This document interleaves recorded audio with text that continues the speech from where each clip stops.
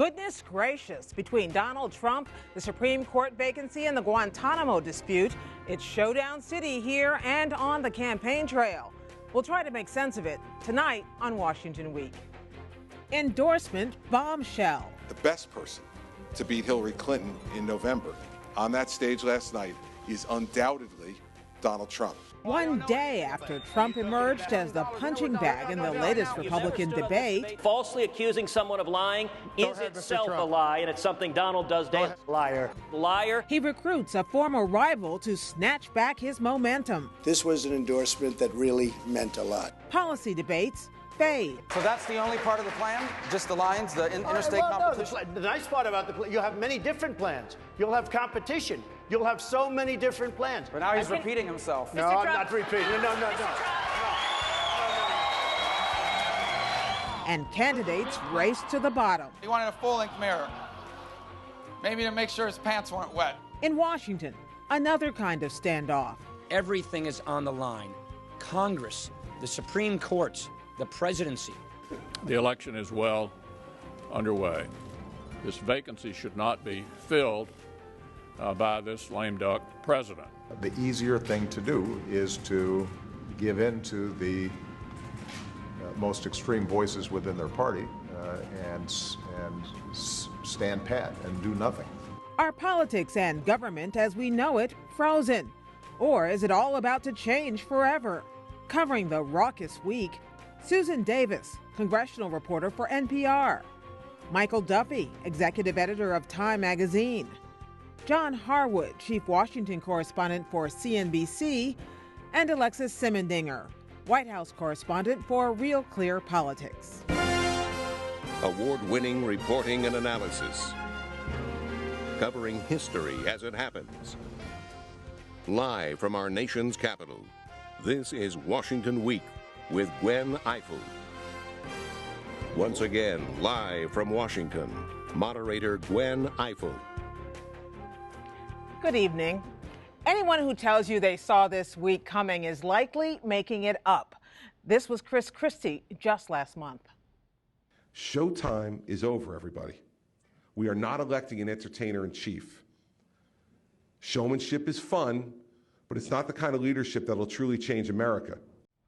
Well, apparently that was then. Today, Christie and Donald Trump were in full embrace as the New Jersey governor helped the GOP frontrunner rebound from a shaky debate performance by delivering a surprise endorsement in Texas. He is rewriting the playbook of American politics because he's providing strong leadership that's not dependent upon the status quo. Trump was, of course, his usual low-key self, taking aim mostly at the man who came after him during last night's debate, Marco Rubio. He's desperate. Look, I watched a part of his little act, and he's a desperate guy. I've been watching him over the last number of weeks. He is not presidential material, that I can tell you. Doesn't have the demeanor. He is a nervous Nelly. I watch him, backstage. He's a mess. The guy's a total mess. Rubio, campaigning in Oklahoma City, lashed back. We are not going to lose the conservative movement to a con man. Both Rubio and Ted Cruz were all in last night, both with their entire campaigns at stake, heading into Super Tuesday. And what Donald has told us is he will go to Washington and cut a deal. So that means on Supreme Court, he's going to look to cut a deal rather than fight for someone who won't cut a deal on the Constitution but will defend it faithfully. But the question is, did Trump get the last laugh today, John? First of all, Gwen, I have to say I did see all this coming. Every bit of it. Every bit of it. Yeah. No, last time you were on the show, you admitted you were wrong, so I'm going to hold you to that. Gwen, I've been so wrong. Wrong is not a strong enough word for it. Look, I think Donald Trump had a extraordinary coup with the Christie endorsement. It changed the story away from the debate where he got pummeled. It was a mainstream figure who gave reassurance to other mainstream figures. You know, the people who've endorsed Donald Trump, the party still had been regarding him as a little bit off-kilter, not really a politician, maybe a little bit of a freak show. And the people endorsing him, like Sarah Palin, were also held in that same regard. You don't get more mainstream than the governor of New Jersey, who was the keynote speaker of the last Republican convention, who was once the front runner for this, or seen as a potential front runner for this nomination. That tells a lot of people in the party, this guy, whatever you think of him, is on track to be the nominee, and maybe I should get on board. So this was a lot of signal sending.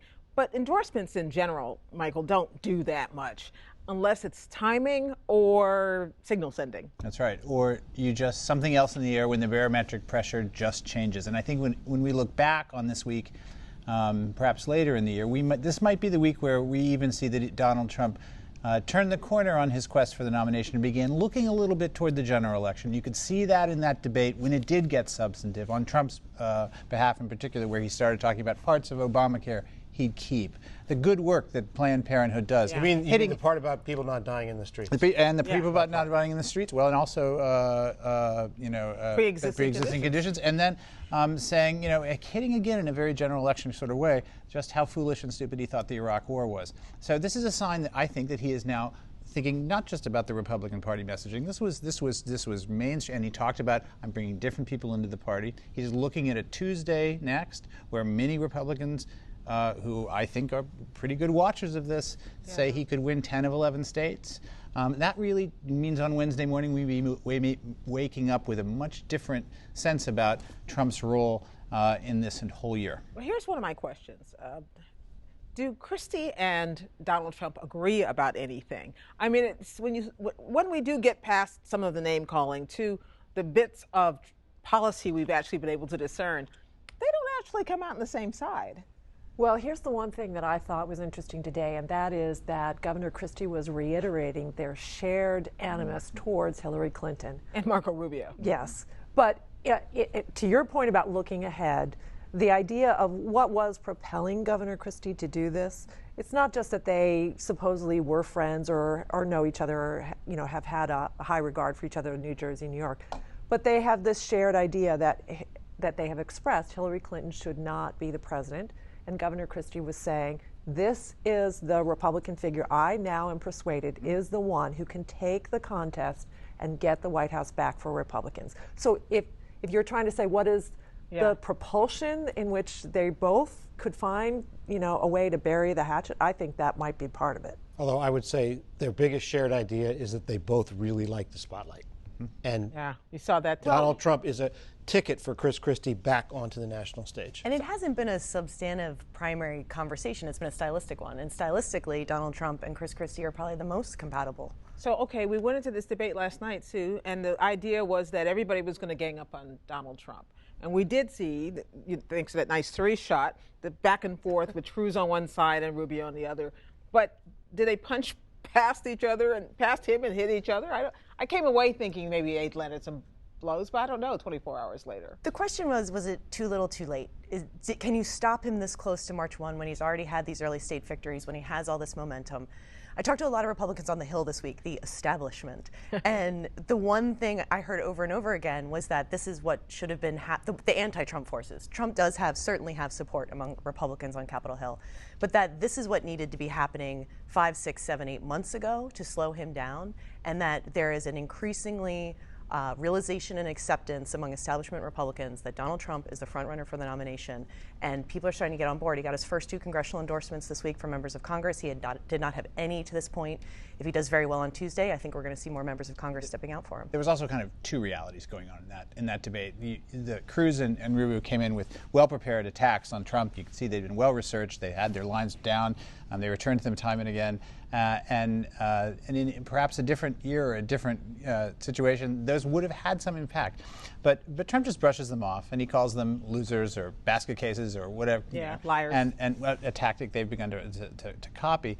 And in his universe, sort of in the Trumpian universe, that stuff doesn't matter. What matters is sort of some larger, strong question of leadership. And his larger point, which he made over and over again, which was that, look, elites, the American public is sick of elites, trying to get this right. They failed. I only borrowed $1 million from my dad, said the non-elite. Right, exactly. Well, and he said, but I'm not a career politician. And so when he closes last night, he closes on the idea that, you can't trust anyone who's in politics. I'm not.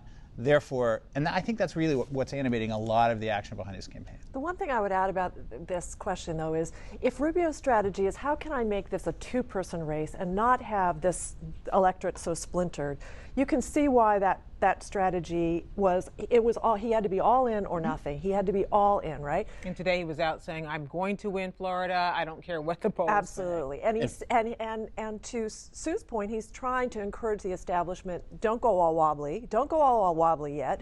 You know, there is this effort. And Donald Trump's negatives in this body politic are so high that if Rubio is suggesting, or the polls are suggesting, that, you know, 65% of Republicans are not behind Donald Trump in this splintered race. I know. How can they take his image and pull it down? And you know, that was a strategy that might have been better earlier, but it might in work. another year. The good news for Rubio is that Ted Cruz has to face Donald Trump in Texas before Rubio has to face him in Florida. If Ted Cruz loses Texas, he will be effectively crippled as a candidate. What's the chance of that? I think there's a 50-50 chance he could lose. Cruz had a slight lead in some of the late polling, but that's very volatile and susceptible to movement. Rubio's much further behind Donald Trump in Florida, but if he gets Cruz out of the race, look, Donald Trump could get a lot of Ted Cruz's votes, so it may not make a difference, but at least creates the possibility for that narrowed field that Rubio wants. What is the prospect, and I think we can say safely that this week people began to entertain safely the prospect of a Trump nomination. What is the prospect of a Trump nomination, Sue, due for people like Paul Ryan, who is crunchy granola policy guy, who I don't think agrees with Trump on almost anything that we know about. On almost anything. They disagree on free trade. They disagree on taxes. They disagree on Medicare. I mean, every substantive major policy issue, Paul Ryan and Donald Trump, everything they disagree. He was asked. Well, actually, Christie disagrees with him on entitlements. Exactly. Too, so. Paul Ryan was asked this week. They said, as the chair of the convention, have you started to look at delegate math? And he said, I haven't even had those conversations. We're not even there yet.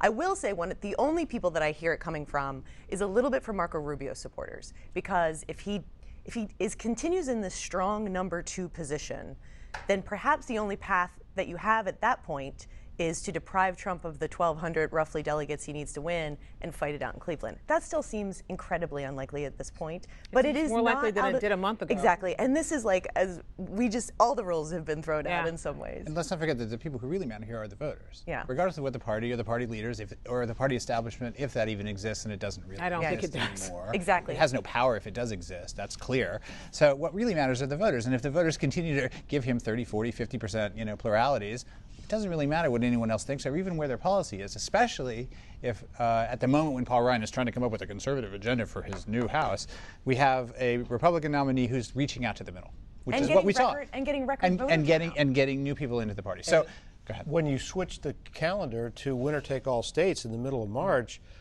all these second places from Rubio means he's going to get wiped out in delegates. Yeah. So there's really not a path unless he starts winning some places to deny Trump a majority. He was interviewed today somewhere where he was asked about whether he could win a state, and his answer was, Donald Trump is a con man, and they were saying, but can you win a state? And he said, he's a really good con man. But there are still some experts who look at the math, arguing that the math does matter, and are still saying that there is this teeny, tiny, little path, and that he might not have to win everything to still pick up delegates. And all of these other magical things would have to happen. Kasich would have to get out earlier. He'd have to win Ohio. He'd have to do much better in Florida. I mean, teeny is that's the key. That's the key phrase. Yes. Right. But I'm just to win everything, but he has to start winning some places. And all of the available evidence suggests that on March 1st, when we got 11 states, he's not likely to win anywhere. I think Christie said today that he doesn't expect Trump to lose any state next week. Wow. And that's not raising the bar too high. No. Well, but let me ask you something. You know who's watching all of this very carefully are the Democrats, right? So if you are a Democrat opposition researcher, don't you have a nice big fat file that the Republicans hesitated to use that they're willing to? Or are we still in this weird upside down world where it doesn't even matter because what normally would work for Democrats isn't going to work this fall? Well, when you get out of the Republican primary electorate and the group of people that Donald Trump is appealing to, it's a whole different ballgame in terms of how information is processed, how people look at Donald Trump. Donald Trump talked about winning the Hispanic vote in the Nevada caucuses. 48%. It's a tiny share, and we're talking about Hispanic Republicans. Right. The broader Hispanic population is nothing like Nevada Republican Hispanics. And reviles him. Exactly. Yes. And so all the calculations get flipped, and the imperviousness of Trump to attacks, I think, needs a second look once we get out of the primary season. It's also really important to remember that Trump has barely been attacked in this race on the air.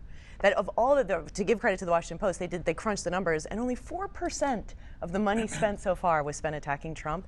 If he becomes the nominee, I mean, Democrats are going to spend, it's going to be $1 billion of attack ads. So, and think about that. So he has really not had to sustain an attack campaign that the Democrats are very capable of giving. And at that point, just yelling louder doesn't necessarily overwhelm. Even though, once again, with this caveat, we don't know. No. Okay. And here are the consequences of our presidential politics, the actual governing. The White House and the Senate were in a stare down this week over the future of the Guantanamo Bay Detention Center. The president wants to close it, and the Supreme Court vacancy the president wants to fill. For the first time in history, Senate leaders say they won't hold hearings on a court nominee or even meet with anyone the president nominates. So the question is, who should make the decision? And my view, and I can now confidently say the view shared by virtually everybody in my conference, is that the nomination should be made by the president, the people elect, in the election that's underway right now. So now it seems we have turned a political corner affecting all three branches of government, Sue. So the Supreme Court fight, I think, is very interesting because, yes, part of it is about lingering anger from Republicans towards the White House. That is absolutely part of it. But this is also very much a part of the battle for the Senate. And that Senate Majority Leader Mitch McConnell has made the calculation that for the 7 Republicans he has defending states that Barack Obama won in 2008 or 2012, it is better to completely eliminate the Supreme Court, the vote from this equation. I think part of the equation is that if this is going to be a base turnout election, which is what it's looking like, that ginning up your base voters is what's going to get you there, that letting Barack Obama have a final Supreme Court nominee is not going to make the conservative base happy. So it's better to feed into the base politics because that's the kind of year it's going to be. But isn't there a risk that you're a crapshoot here that you might end up with a Democratic president? And that's why what McConnell's doing, I think, is a huge political bet. I mean, he's gone all in on this. And Harry Reid, the Democratic leader, will say he thinks McConnell will back down. Mitch McConnell is not known for backing down when he draws these lines. And there's going to be months-long sustained campaign on this. We don't know how it'll shake out, but he is not showing any signs of backing down. It's not high risk in that he already has a Democratic president who is about to nominate a Democratic court. He just doesn't want to give him a third. It's not clear to me that the Democrats' counter-argument that this is going to hurt the Republicans makes any sense at all. It doesn't seem to. What else are they going to? What else? What other kind of counter-argument? What else? I think the clever piece in McConnell is that by saying, we're not going to consider, and you should nominate, and even if you do, we're not going to consider. That's the final little piece in your strategy, which is we're not even going to give this any airtime. We're not going to have it even discussed. We're not going to give it any ink, any press, even though they are going to the White House to meet with the president on Monday. Yes, Tuesday. Things had gotten to a point where it had become just incendiary. So, but do we expect them to ever give it any kind of attention at all? No. And I think that's also designed to keep their guys down. But I think there's a risk in that. I think there's a risk in appearing to want to shut down the process and of being unreasonable. And Republicans have been laboring over the last several years under the negative image of being less reasonable, less willing to work with the other side, less willing to make government work. All the polling shows that. Now, how significant will that be brought to bear in an election campaign? I don't know, but it's not good for the Republican Party. But think about what we've seen just this calendar year. We have seen the members of the House Budget Committee, I think it was the House Budget Committee, say we're not going to look at the president's budget. We're not going to have hearings. The president comes out this week and says, I want to close down Guantanamo because it was a deadline that said he had to say something this week, not because, he was forced to do it. And they said, oh, no, that's a non-starter. Don't even bring that to us. And then this Supreme Court, which is unprecedented. It's historic.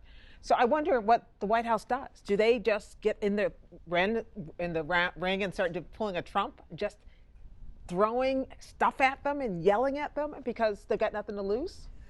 Well, the White House, I think, was initially taken aback by Mitch McConnell's very rapid response on this. It was so fast, right? But in this particular case, you're talking about a piece of old business and a piece of very new business. There are two very different things, but they have come together in this storyline that we have an obstructionist Congress. Right. We have a majority leader who said, I want to be the leader who will get Congress working again. And so there are some fertile storylines that the White House is already starting to plow. This will open up into the Supreme Court, will open up into a whole new narrative when the president puts forward a nominee. That could be as early as not next week before this meeting, but at some time before maybe mid-March. It's possible to see this nominee.